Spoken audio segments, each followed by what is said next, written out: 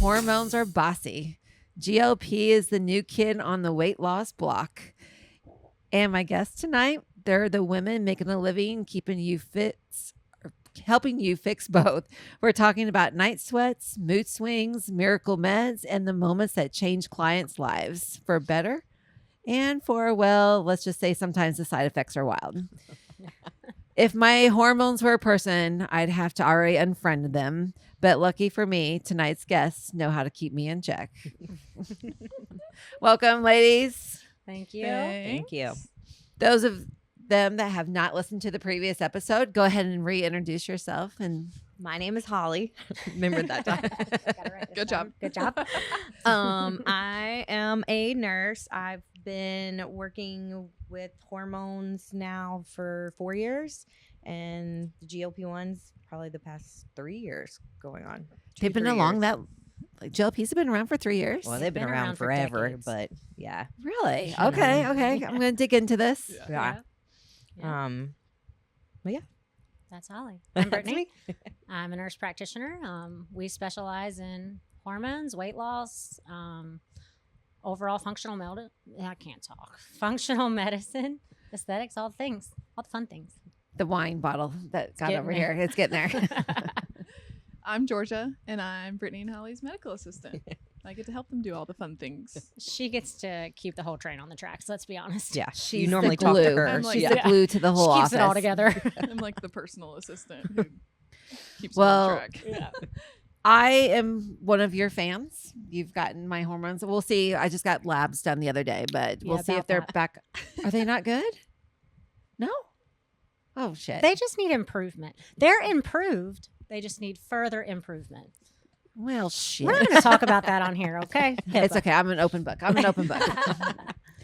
If I don't experience it, how am I going to help others? But I love okay. that, yeah. Well, I thought I was feeling a lot better, Well, but no, you obviously probably are. 'Cause, the last one, they were just complete shit. I was we an had that it. conversation. I was just an it. I didn't know which way I was going. They have gotten better, but we are going for optimal. Okay, I'm excited about that because if I'm feeling better now, then I can't wait for the next one. There we go.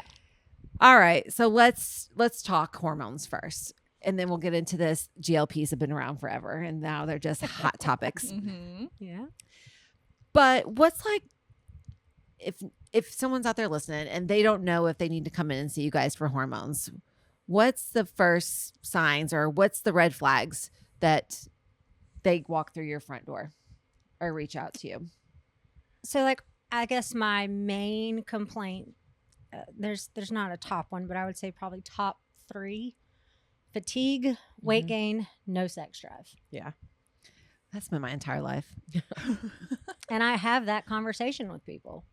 I'm like, have you ever had a healthy sex life or a sex drive? And they're like, well, no. And I'm like, well, yikes. Can't So really do you help think there. that their Yeah. hormones have been that entire time then? Possibly. So women's hormones start to decline in our 20s, Okay. men's in our 30s. So that But women's first- primes are 30, right? When's our prime? When's our supposed to be our prime? What's I the mean, new I prime? think that's subjective. Like, what's Yeah. your definition of the prime, right? So, my 30s, hands down, best years of my life. I was talking to my physical therapist about this today. It was like, once you hit 30, you just don't give a shit. Like, I don't care what people think about me. I don't care what your opinions are on who I am, how I do things. I'm just so unbothered, and I love to be at that spot in my life. Hormonally, your 30s are a roller coaster.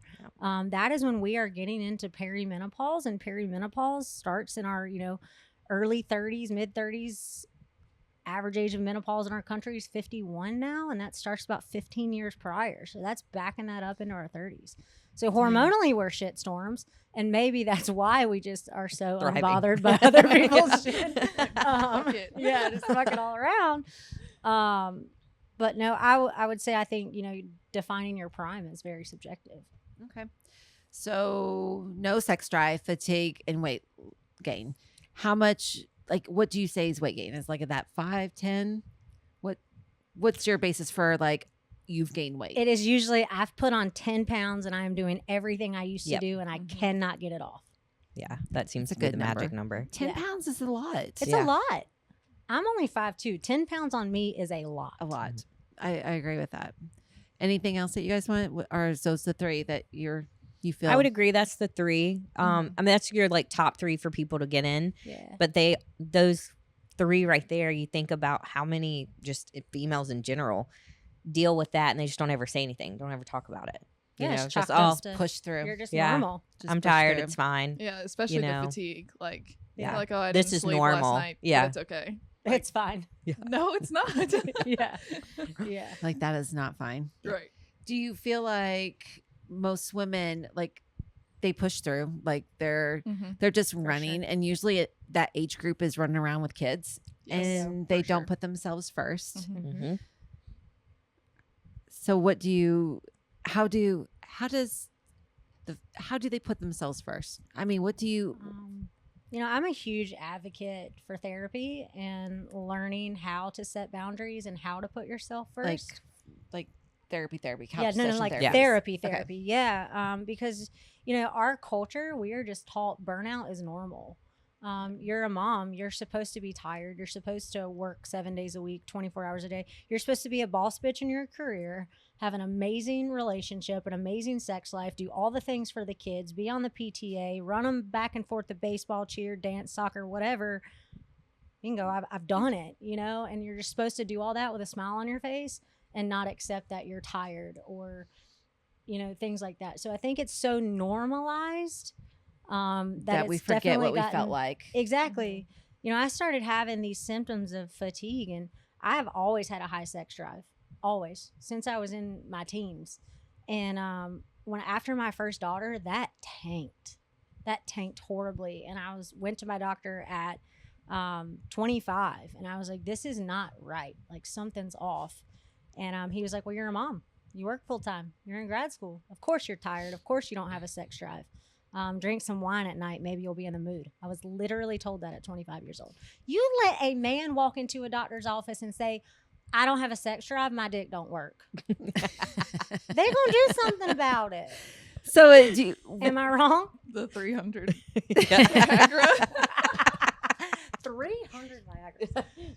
And you got bigger problems. all right. sometimes. So do you think that there is a difference then going to a female doctor versus a male doctor for a female in particular? So I won't speak for every single male practitioner out there because I know a lot of phenomenal male practitioners, providers, whatever you want to call them. I think it is very provider specific Yeah. and what their knowledge base is. And are they willing to like dig a little deep are from they what going they to talk learned? about that? Yeah. You know, it's pretty awkward for a man to look at a woman and be like, so how's your sex drive? Yeah. You know, True. I, as a female, get crazy looks from my female patients when I ask them how their sex drive is because it's not something we talk about. Historically, I think that is changing. Yeah. Wouldn't you agree? Yeah. For sure. So by sex drive, let's define sex drive. It's an emotion. Sex drive is an Libido emotion. is an emotion. Okay. But are you saying low sex drive is like once a week? Or is it previous? Like, because, okay. I think it has to be. We're not going to act comparison like we're previous. 16, 17 in our No. 30s or 40s, right? No. No. So if I calculated my sex drive back in 16, 3-4 times a week or multiple times a day, I don't think I met that. So how do they know it's low? I feel like it's more desire than number. Yeah. You know, like I feel, that's like great actually. So if you're desiring it more, or it's like, like sure you could have sex twice a day, but do you want to have sex twice a day? Like you're not wanting it, but some people want to do it that often. Okay. Yeah. It's got to be a change from your baseline too. And I think Understood. there's so many factors that go into libido. It's not just hormones. What if you So don't like much. the man that you're looking across And from? I'm telling you, I mean, ask that's a my big patients- one.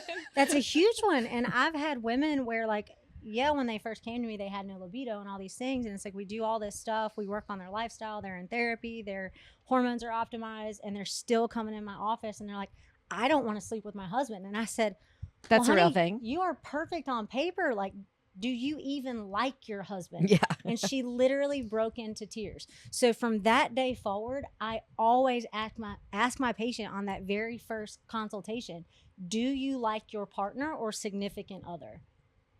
Because if you That's don't, there true. ain't no helping you. Yeah. No, I mean, if you're not attracted to them after so many years, then Right. You can do That all the could right be- things, but you can't right. fix that. Yeah. You know? totally. All right, let's switch and go into this GLP because forever they've been around. Tell me They about have been. this.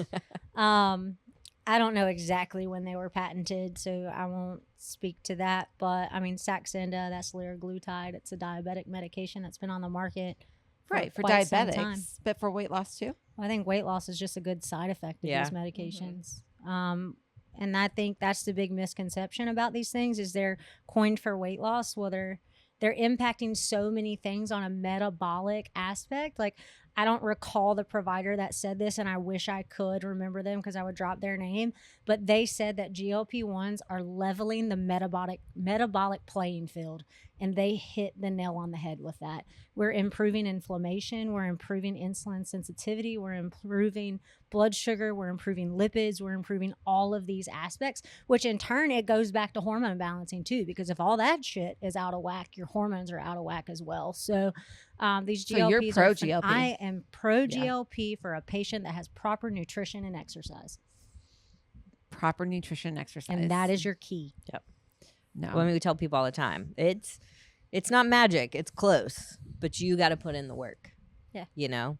But then there's also other factors. I'll speak to myself. I got on it over a year ago, and I did not lose an ounce for 4 months straight. Not 1 ounce. Nothing would change. But my body was erect. I wasn't eating right. My whole body was inflamed. Everything. I wasn't having my menstrual cycle. I mean, there was a lot going on, and I finally, it was like it all kicked in. I was doing the things, and then the weight started to come off, you know? And then we checked my blood work about a year later, and it was like all my numbers had dropped in half. All my inflammation markers, like everything. It was crazy, but I've seen that, you know, we've seen it with people that have autoimmunity, just taking the lowest dose, you know, to help with that inflammation in their body. And then they get that extra benefit that they're losing a few pounds or whatnot. Yeah, Georgia, is that still a hot take on social media with microdosing the GLPs? Yes. Yeah. Yep. So I actually got a question. I need to answer this question that I got, but we were talking about microdosing. I was asked if I have a protocol for microdosing. Well, there's no protocol Right. for microdosing. So it is, once again, subjective, and that depends on the patient. And I'm a firm believer with any medication, hormone, blood pressure, whatever that medication may be, lowest, most effective dose is what the patient needs. Yeah. We're taught that in school. So it should be no different with these GLPs. Well, and these influencers that are posting it on TikTok, it's like you'll show, it looks like a woman who wasn't working out or anything, and then she's like, here's how I changed it, and just put, she's microdosed GLP-1, and then all of a sudden she's jacked and ripped, and I'm like, She was doing other stuff. right, that's not just the GLP-1, but if you're doing something else, or if you're eating properly, like, you're not telling people that, so people get the totally wrong idea, and that it just happens overnight or within a couple months, and it doesn't.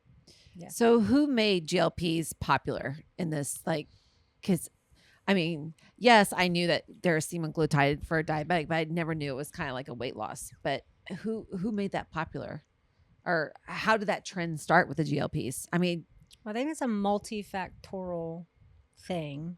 Social media. Yeah. Obviously. I think social media Celebrities. blew up. the Social media compounded blew it up part. for sure. But I think that goes back to a bigger problem in our country that we have open marketing for medications. Yes. So you can scroll on television and be watching your favorite show, and you're going to have 50 pharmaceuticals yes, that pop up. That's illegal in any other country. So I think that's a big aspect of that as well, because patients come in asking for these things by name. which I heard that they're trying to change. They're trying they to should. ban it And they in should. there. Maybe Yeah. RFK will get that job done. I definitely feel like it started with celebrities. So like Yeah. trying to remember, like I feel like those are the first people you saw, like she's lost a lot of weight, and like you can see the facial volume too. I know. moving, like I feel like I remember somebody too, and I cannot think. And I don't want to blame the Kardashians for that again, but it might have been. Like- They do a lot. Like Christina Aguilera. Like, Yeah, she I feel like Or she Kelly was Clarkson? one. for a while. Kelly Kelly Clarkson, I Clarkson. think, did it. Okay, But I don't remember her getting as like the facial right. volume, the There was some that Ozempic was- face. Yeah. have you guys seen any side effects come through that you're like, Oh yeah, Yeah. for sure. For sure. There's definitely a side effect profile there, and Holly pretty much sees the majority of our weight loss patients. So I would say, what are your top ones? Well, I can speak of one aspect that we weren't in control, but kind of going back to social media and being able to get whatever. She was a young girl. She was in her 20s. She saw some ad on Facebook or whatnot. She got semaglutide, and she was throwing up every single day. Straight to your house. Like, and she lost 40 pounds, I think, in like 6 weeks. Throwing up. Like, I don't know how she was working. And then I actually got to talk to her. This is probably 6 months after. And she was telling me, we were talking about it. And she was telling me about it. And I was like, well, how much were you taking? And she was like, well, I don't know. They just sent it to me. And I'm like, what do you mean they just sent it to you? She's like, I ordered it online and they just sent it to me. And I was like, well, can you show me a picture of like the vial and the syringe? Like how much you were? She was drawing up the max dose and giving herself that once a week. And I'm like, because that's she wasn't how seeing nobody. She just ordered it off. she the just site. got it online, and you know, so it wasn't you're being losing weight. You're throwing up every day. yeah. I'm like, it wasn't monitored or anything like that. But I would say, most people, they meet with me once a month, so that a lot of, I mean, your side effects are, you know, the nausea, constipation's usually once they kind of go up in dosage, but I have like, I feel like it's half and half. You know, half the people are doing the things that they need to do, eating the protein, working out, getting their water, all those things, and they're doing really, really well. When I've got the other people that come in and they're like, well, I ate 100 grams of protein and I've been working out. I don't understand why I'm not losing anything. And I'm like, well, for 4 weeks. yeah. I didn't see any difference. yeah. And I'm like, well, that's funny because your body fat percentage went up and your muscle mass went down. So because You're I not feel doing like it. I think that's my problem with it is that I'm fine with like people grabbing it and helping, correct? Yeah, like if they're doing 100%. all the right things, they have, you know, they want to lose weight. They've tried everything and they just can't. And then this is like that thing that tips it over to where they lose. My problem is the ones kind of like what you just said is like they were going through drive-throughs. They're not eating healthy. They sit on the couch. They're eating all the processed foods, and then they come in and get the drug, and they continue to want to eat those things Right. and do nothing, right. and then want this whole weight loss. And I think that it probably does work for them a little bit, right? In the I think in the beginning, yeah. it's working because your body's like, whoa, what's going on here, you know? Yeah. But then I think after time, your body gets used to you're starving yourself. You're not eating and you're not getting the things. So it's not going to move. And those are the ones too that are coming to us that have like, you know, no butt anymore and like their face is slimming and stuff like that, you know, but they'll swear up and down, Holly, I ate my protein. I did this. I'm like, we're eating enough calories. You know, we also lived in a society where 1,200 calories is what we're supposed to have Ridiculous. you're burning that just walking around every day. You Right. know? Like that's just, what do you recommend your patients for a diet then? it just depends on who, like how active they are, what they're even say they don't work out, but what's their job. I don't ever want my patient eating less than their basal metabolic rate. Yeah. Okay. How did they find out their basal? You can calculate it, but there's also things that like body composition scales and analyses that let you actually break that down. And I'm a nerd, so I like numbers. And body composition scales give me the numbers, and we can show patients, you know, you were this amount of muscle mass, this amount of body fat last time, and you're this amount this time, and your basic metabolic rate is this. I'm going to need you to walk out of here today and not eat less than that number every single day. Yeah. And hit your protein goals and hit your fiber goals. Fiber's huge too. Everyone forgets fiber. Yeah, everybody I forgets feel that like one. fiber is like the stepchild that no one talks about, or the middle Exactly. child that they forget about. Right, yeah. Do you think GLP is here to stay, or do you think it's going to be replaced in a few years? No, I think they're pretty much here to stay. Yeah. I do believe. I think too, just because their long history. Like I said, they've been around for a long time, and I think we're just starting to uncover really the benefits of these medications. And like there's data coming out now where I mean they're useful in like binge eating disorders and substance abuse because it impacts these centers in the brain. So I think, like I said, weight loss is just a really cool side effect of these medications. When you start to really nerd out and look at how these things are working at a cellular level, it's really cool stuff. I don't think they're going anywhere. Who's the best, I guess, candidate for the GLPs? Oh my gosh. That's tough. That's so That's tough. so tough. Because there's so many good ones. And, I do stuff off label all the time. Everybody does stuff in medicine off label. Yes. Don't take me to the board. Everything we do is off label.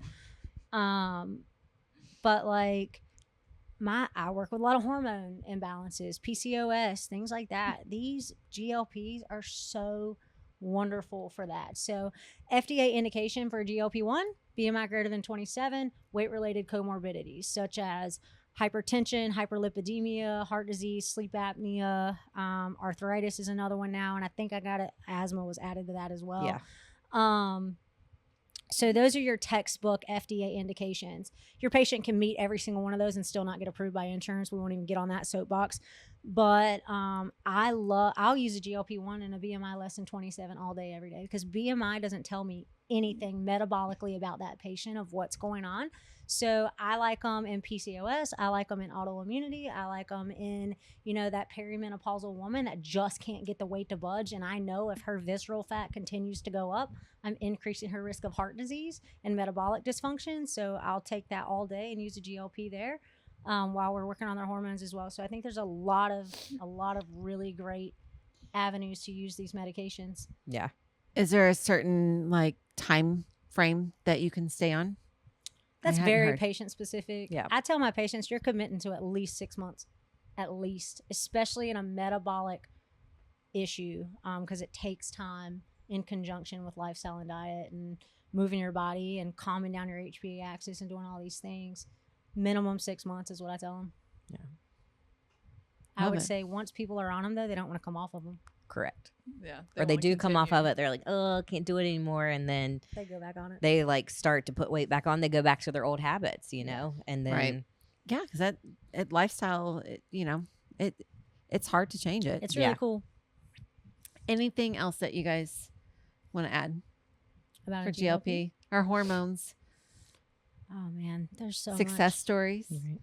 I think the biggest one as far as a GLP is our mutual patient that we have, our triglycerides, which is like sugar storage, is very yeah. inflammatory, Yeah. just wrecks your body. I mean, they were in the Before she 300s? started, she was in the 600s. holy shnikes. And then she got on them. 6 months later, she had her labs tested.